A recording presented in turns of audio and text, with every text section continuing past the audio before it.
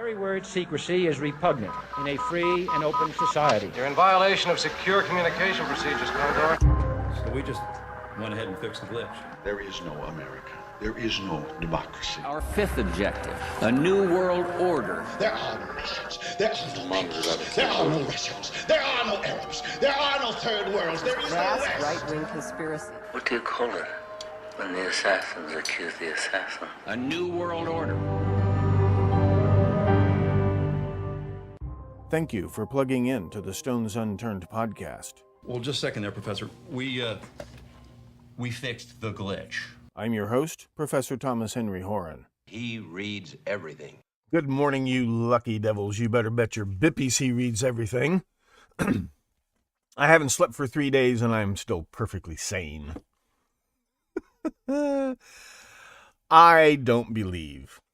I do not believe the episodes I'm about to show you over the next several days. I don't believe it, and I'm seeing it with my own eyes. So here's the thing. I was going to slow down. For a couple of months. The holidays are coming up. I was going to give people a break on having to pay their subscriptions, and we'll just pick up where we left off in January or whatever and all this stuff. I need a little vacation. I need a mental vacation. I could use a mental vacation. There's no new Rick and Morty yet. I don't watch anything else. I'm not going to watch anything else. I might watch something else. I'm going to try to catch up on some SpongeBob. SpongeBob is an excellent mental vacation. If Rick and Morty's a little too strong of a cup of tea for you, check out SpongeBob. It's great. It's a marvelous mental vacation, and I need a mental vacation.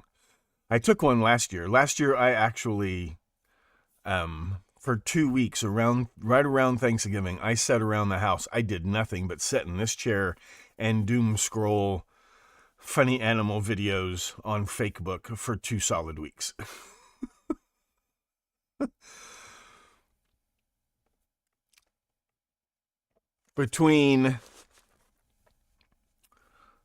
I'm going to go over this ground one more time. You have seen, if you've been paying attention, you have seen how Jim and Darlene linked to these deep links to paperclip Nazis and commie spies, including possibly the Rosenberg spy ring, right? Whether they were willing participants, because again, it's all about the parents. It's just like Son of Sam. It's really all about the parents. The Zodiac victims, there's no apparent connection between the victims themselves. And no apparent motive, really. Besides, you could see how somebody might think it's a crazy serial killer. There's no evidence that links any two of these crimes anyway. None. But somebody starts writing these letters to the newspapers claiming that they're responsibility for a select list of murders that otherwise have no connection between them. And there's no connection between the victims. And there's no motive in common between them. Brian and Cecilia weren't involved in narcotics. David and Betty Lou may have gotten killed because they were trying to put a stop. They were trying to help the authorities stop the drug trafficking going on at their schools, all this stuff starts kind of all of a sudden. Maybe that had something to do with it. And Darlene, Mike and his brother were juvenile criminals, and Darlene supposedly was spending a lot of time with undercover narcotics officers. And, the two, Ben Villarreal ran the Interdepartmental Narcotics Task Force. He kind of had his own it was kind of like Sharky's Machine kind of a situation. And this this young out-of-town cop, Richard Hoffman, is working with Villarreal undercover. And they're just even so, they're really overwhelmed by the scale of this invasion of drugs they're coming through Solano, counting down their way to the Bay. Okay, fine. Where do Brian and Cecilia fit into this? But then that looks more like a copycat crime. There's no real evidence that links that crime to the other crimes, and not even the letters. There's no letter about the Lake Berryessa attack. And the note on the car door, that's not really a link That just looks more like a copycat trying to blame the code killer who wasn't called Zodiac publicly yet. And he never identified himself as Zodiac either. He's just trying to make himself look like the code killer that he'd been reading about in the newspapers. So where do they fit in? Then there's Paul Stein, who's getting his PhD in journalism. Right? Like Hunter Thompson claimed to have a PhD in journalism, he did not have a PhD in journalism.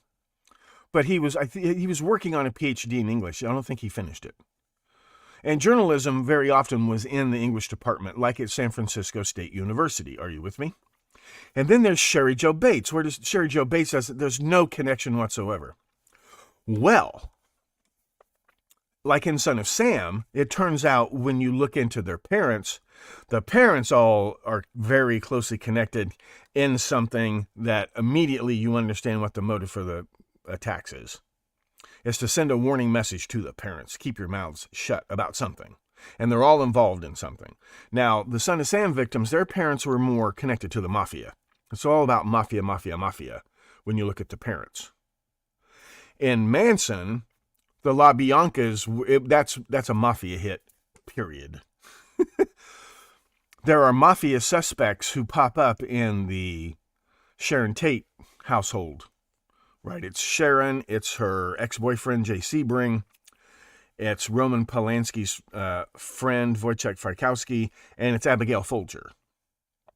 Well, Sharon, Abigail, Wojciech, their parents are super spooky. Jay Sebring, well, he knows Sharon Tate, and he knows all these Holly weirdos that can be blackmailed. That's the whole point of the coke dealing on his part, was to get the blackmail information about these Holly weirdos so he can help Sharon in her career. Okay, fine. But what about, and so Paul Stein as a reporter may have stumbled over some of this stuff, right?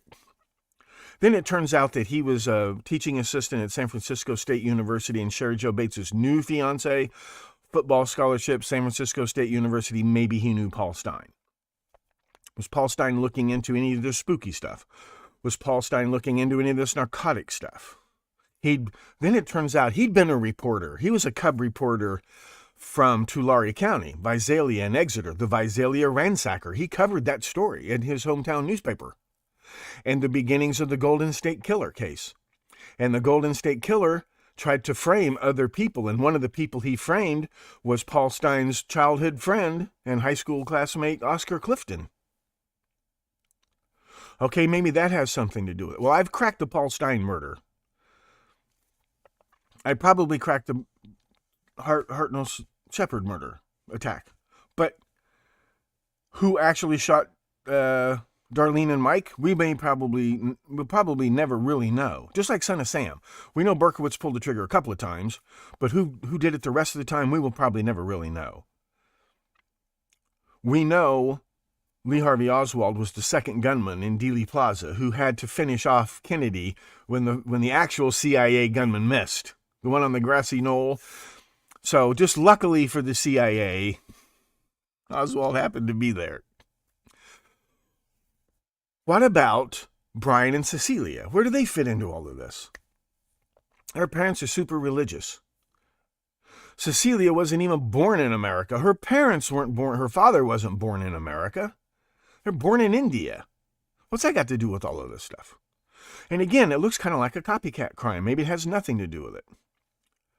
Except that Leonard Lake turns out to be the best suspect. He and the park ranger probably working together. Not 100% solid proof, but that looks like what's going on. That might tie in with all this other spooky stuff with these other Zodiac murders. Okay, great. So I was going to give you people a break, and I was going to take a break and pick this up after Christmas. But now Netflix is coming out with this documentary featuring Shit for Brains himself, Tom Voight, about Arthur Lee Allen, right, who had been framed by Robert Graysmith in his book Zodiac. How did he pick Arthur Lee Allen? Well, Paul Avery and Don Chaney tried to frame Arthur Lee Allen. And this was something, and then so Drew Hurst Beeson comes along, this guy who cracked D.B. Cooper completely. He comes along and finds these links between Paul Avery and Don Chaney. that are interesting. And Don Chaney was friends, supposedly, with Arthur's brother Ron Allen. And then he made friends with Arthur because he was actually closer to Arthur's age. And so I read this Reddit comment or post by this guy who said, let's talk about the two people who inserted themselves into the Zodiac case. These were not suspects that the police came knocking on their door. There were two people who conspicuously inserted themselves into the case, and they were Paul Avery and Don Chaney. And I thought, that's interesting. That's interesting because if you look at the people who inserted themselves into the Manson case, or, the Tate LaBianca case, if you look at the people who inserted themselves into the Son of Sam case, they turn out to be spooky, like the Cars. The Cars insert themselves into the Son of Sam case, loudly. And it turns out they're spooky as hell. We'll be coming back to that next year. If we look at who inserted themselves into the JonBenet Ramsey case, if we look at who inserted themselves into these cases, there's another major clue right there, and it just rang a bell. So I decided if I'm gonna do an episode about Arthur, I better look into Arthur Lee Allen, and again, let's look at his parents. His father's a retired Navy officer, etc. And if we look at Paul Avery, well, he was a very sleazy investigative reporter. The other sleazy investigative reporters called him Unsavory Avery. Well, he inserts himself into this case, and he does more than anybody else. Jack Mullinax had flagged Arthur Lee Allen as a potential Zodiac suspect after he reads this article about the Lake Berryessa attack, where this pop psychologist analyzes the Zodiac, and there's a physical description of the killer. And so Mullinax says, that sounds like that Arthur Lee Allen creep I busted for molesting kids at a school where he's teaching. Maybe it's him. So John Lynch checks him out. John Lynch eliminates him as a suspect for whatever reason. But then Paul Avery and Don Chaney come along and really start trying to frame Arthur Lee Allen. Graysmith's first book, apparently, the first edition was going to frame William Joseph Grant, who I think was Count Marco. And that's going to matter a lot later. Maybe he wasn't, but I think he was. And then the publisher cancels that book. They already started publicizing the book, and then it gets canceled. So 5 years later, a different publisher comes out with the first edition of the book as Zodiac, where now he's framing what turns out to be Arthur Lee Allen. DNA, fingerprints, handwriting eliminate Allen for being the Zodiac. Well, there was no Zodiac serial killer in the first place, so that's not that surprising. And he most likely was very close buddies with Dennis Land, the park ranger at Lake Berryessa. So if they're going to I was going to wait, but if they're going to do a documentary, I'll look into Allen's parents. But Paul Avery, maybe I better look into his parents. Just on a whim. Just to make sure I covered my 60-year-old gray-haired ass. I'll look into the parents of Paul Avery. And Arthur Lee Allen. And Don Chaney. And a couple of other people. So now all of a sudden I have 4 massive episodes. Brian and Cecilia, Paul Avery, Arthur Lee Allen. All that's like 4 episodes. And it isn't just that I found something interesting. It isn't just that I found a couple of things that are interesting. It isn't just that I found links between not just Avery and Allen that are like this, but Don Chaney. It's interesting how Don Chaney ends up being involved in this. I don't know everything that Drew has come up. I need to get Drew on here, but it's going to be too late to do it before Saturday because this Netflix documentary drops before Saturday. I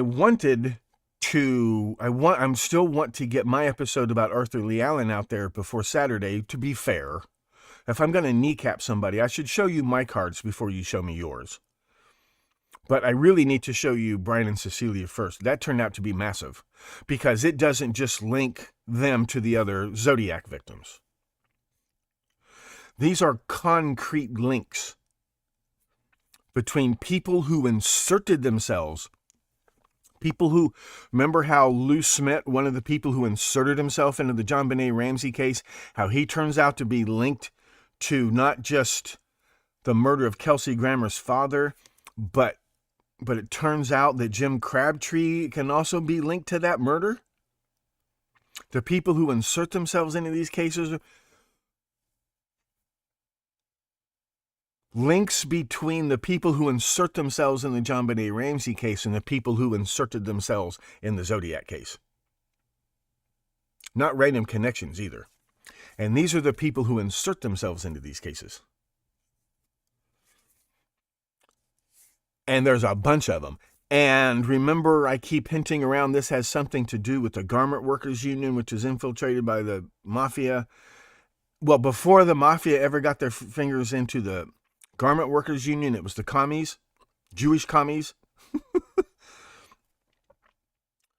Like the kind that Manny's dad pretended to be all those years when he was really working for the CIA. He was a plant inside all of this stuff. Berkowitz's parents were big in the Garment Workers Union. The Garment Workers Union owned the dress factory where Rosemary LaBianca was getting her dresses to sell in her boutique, but she wasn't paying for the dresses. Plus, what happened to all the top secret defense? There it is. It's all right there. And remember how I found, it turns out that Charlie might be linked to the Clutter family murder, the in cold blood murder? Remember that? Wait till you see the episode on Brian and Cecilia. I'm not kidding. I'm not kidding. This was like Jiffy Pop popcorn just popped right in my face. So I have to try to break this down into about 4 episodes. But I just have to get several hundred slides split up into where you can see the connections but don't get lost in them. And I got to get all this done by Saturday, hopefully, by Friday night.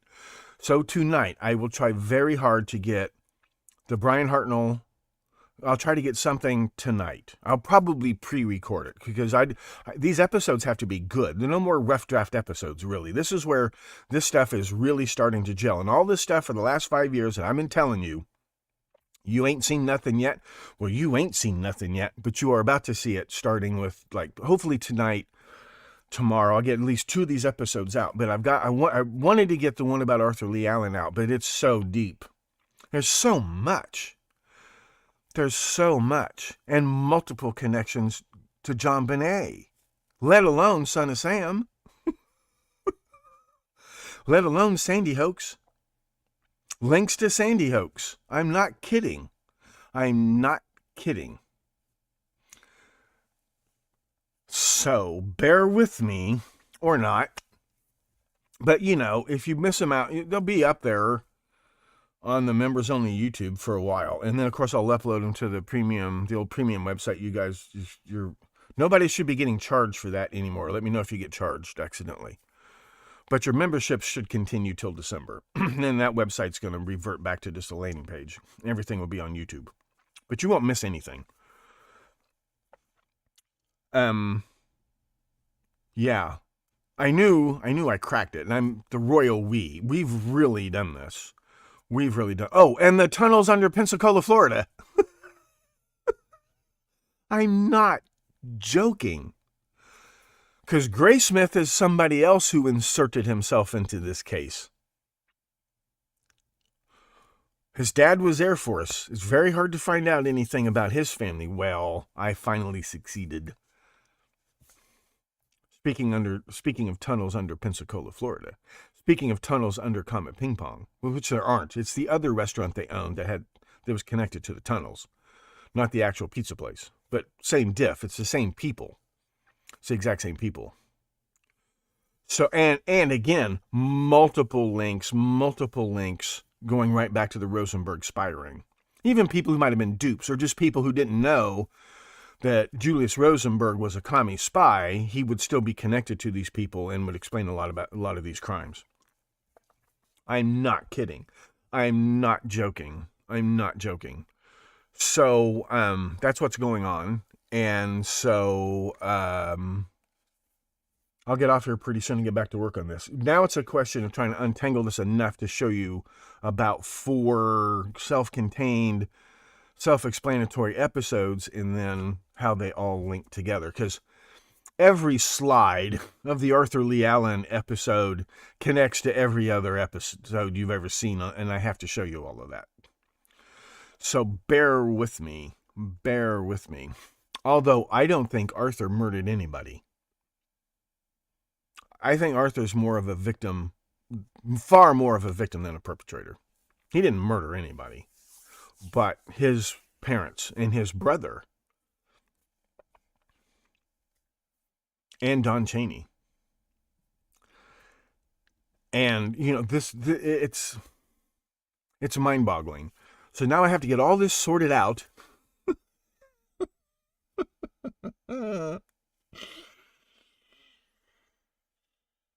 Then eventually we'll come back to JFK. But again, it's just so... It's no longer little teasers anymore. Now it's about showing you the full encyclopedia of... And I come back to this line, you know, Charles Manson, you just never knew when he was bullshitting you.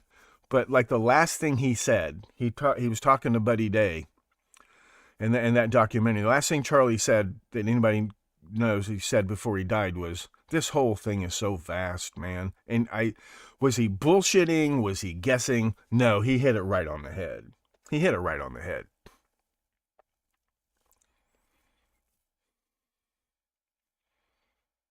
It's unbelievable. It's unbelievable.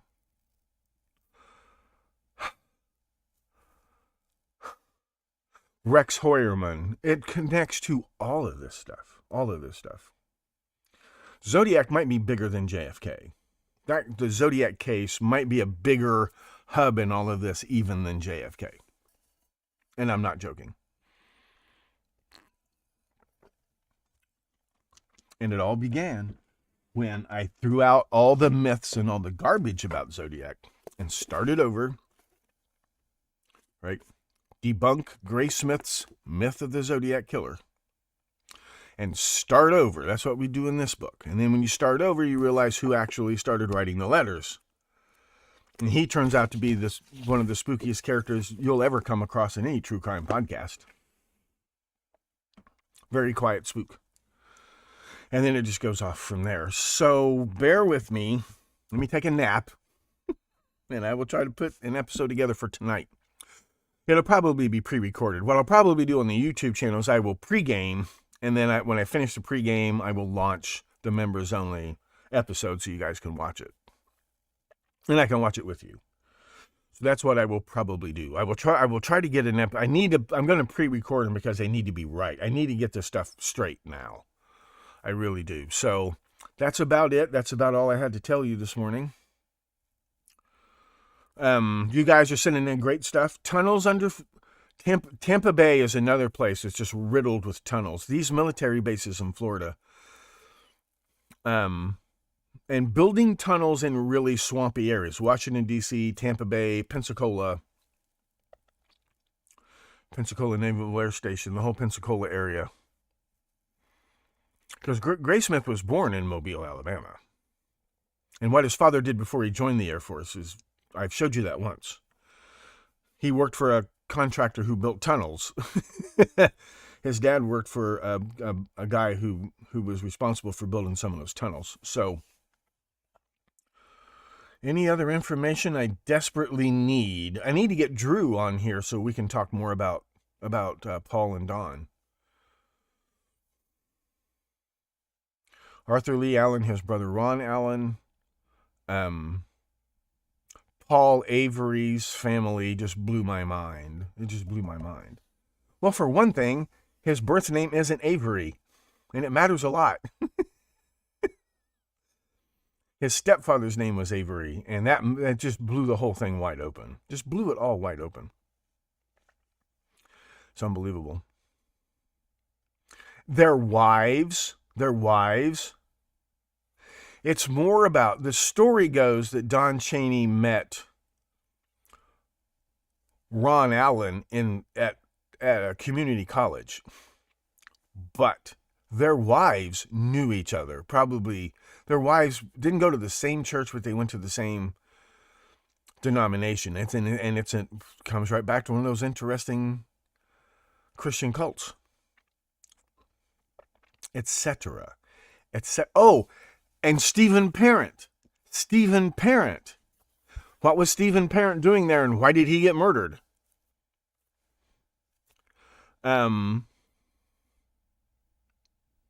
So get plugged in. If you haven't plugged in, get plugged in. You're going to miss it. Well, you can wait till after Christmas. The episodes will be up there. I'm not trying. After this, I'm going to slow down for a few weeks and I'm going to slow down a little bit till after Christmas, and then we'll pick it back up again. But I got to get these episodes done and get them out to you. So bear with me.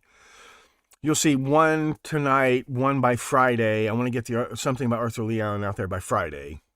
And then a couple more episodes in the next week or two. That'll take us into November, and then I'm going to slow down for about 6 weeks. I'm not going to quit. But I'm going to slow down for a few weeks. And I'm going to watch the documentary. But I can't believe it. I'm just sitting here, and it's just another slide and another slide of these PowerPoints. It just ties all of this stuff together. All of it. All of it. Yeah, Arthur Leigh Allen's dad and Paul Avery's stepdad. Oh, I can't think of one single solitary person besides Tony Poe and Everett Howard Hunt that that are this big. That are this big, and you've never heard anything about these people. Partly because so much of what they did was top secret. But now it's becoming just declassified. I'm assuming they did some research for this Netflix documentary. And so now when I went back and looked, 5-10 years ago, a lot of this stuff still wasn't available even on the internet. So I'm looking at it again, and I can't believe what I'm seeing. But there it is. There it is. So that's what's going on. Hang in there. Give me another 12 to 36 hours, and you'll start seeing some of this stuff, okay? Nobody in the chat. That's fine with me. Nothing else I need to tell you at the moment. Right? So hang in there. Bear with me, and if not, and I'll see you tonight, tomorrow, something like that. Fair enough?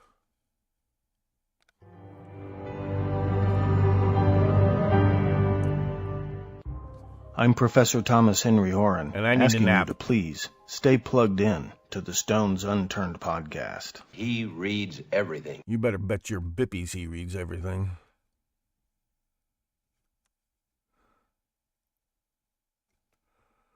Make sure I don't cut myself off.